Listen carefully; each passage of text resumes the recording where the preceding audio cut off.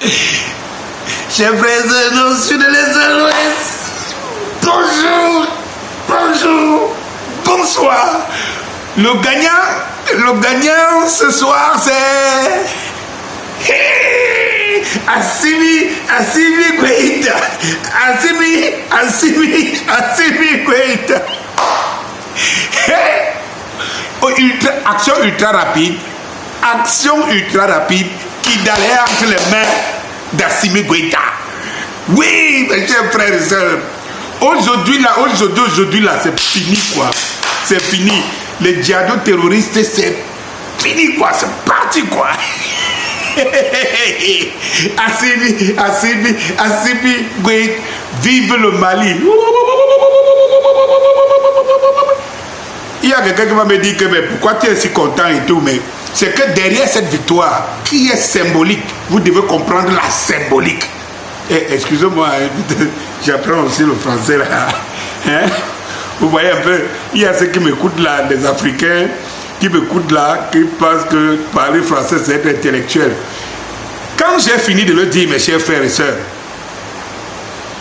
quand la MINUSMA part dernièrement, elle fait un croc en jambe, croyant avoir l'armée malienne et le Mali.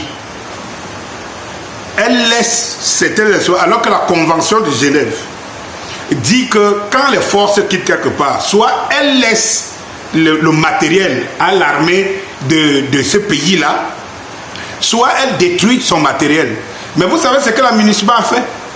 Pour quitter Kidal, la MINUSMA s'est arrangée à ce que, les terroristes viennent occuper la base, la plus grande base. Certains matériaux de la MINUSMA sont restés entre les mains des terroristes. Mais c'était sans compter sur la détermination du Mali et de son allié, l'allié qui a toujours gagné, la Russie.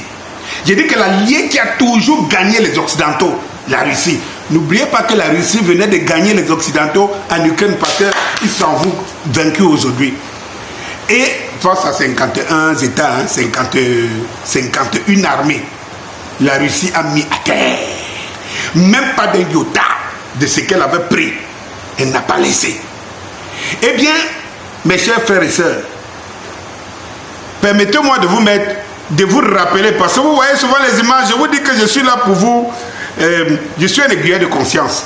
Donc, quand je vous montre quelque chose, c'est pour que vous compreniez. Regardez ce que Assimi Goïta disait tout simplement il y a quelques jours. Le président Assimi Goïta a déclaré qu'il a ordonné un assaut sur Kidal et ses environs. Il a demandé à tout Malien de hisser le drapeau vert-jaune-rouge sur son toit, de placer un rideau blanc devant sa porte principale et de se libérer de toute complicité avec l'ennemi. Il a averti que toute personne ne respectant pas ses principes serait considérée comme ennemi de la nation. Après les frappes, les troupes fouilleront maison par maison et toute personne armée ne sera pas désarmée mais traitée avec fermeté. Le président a promis d'installer l'une des plus grandes bases militaires à Kidal et de donner à la ville un kati dans le désert. Il a souligné qu'il n'aurait aucune pitié sur le terrain et il a déclaré qu'il ne chercherait pas à contacter des chefs religieux, des proches ou des parents.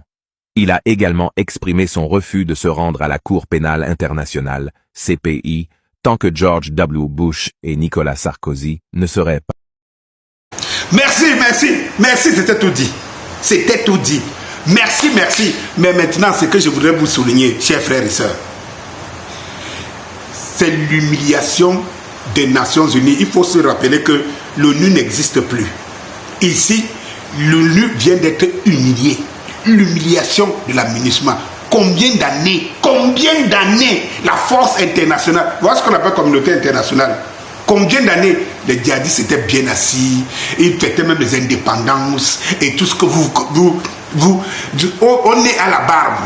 Et quand la dite communauté internationale, qui est censée protéger un pays, doit partir, elle laisse les intérêts aux djihado-terroristes. L'humiliation vient ici du fait que à peine la MINUSMA est partie, il y a quelques semaines, les Touaregs et tout ça là, avec leur communauté djihadiste terroriste, perdent Kidal. Comment vous pouvez expliquer ça? Comment vous pouvez l'expliquer? Comment les Français peuvent l'expliquer? Que pendant des années, vous êtes venus là, vous dites que vous venez stopper et faire partie, repousser les terroristes.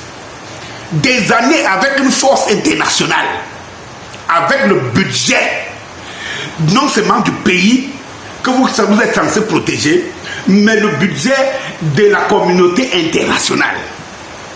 Vous n'y arrivez pas. Mais le jour où vous partez, c'est le jour où vous partez, cet État-là, avec son armée-là, prend la ville, prend la zone, donc pendant des années, plus de 4 ans, 5 ans, vous n'avez pas pu. Quand j'ai fini de dire Jadis Corruption, laissez-moi fêter, je me place sur la table, laissez-moi fêter la prise de Kidal. Je voudrais tout simplement vous dire une chose, Jadis Corruption, c'est moi. Bonsoir.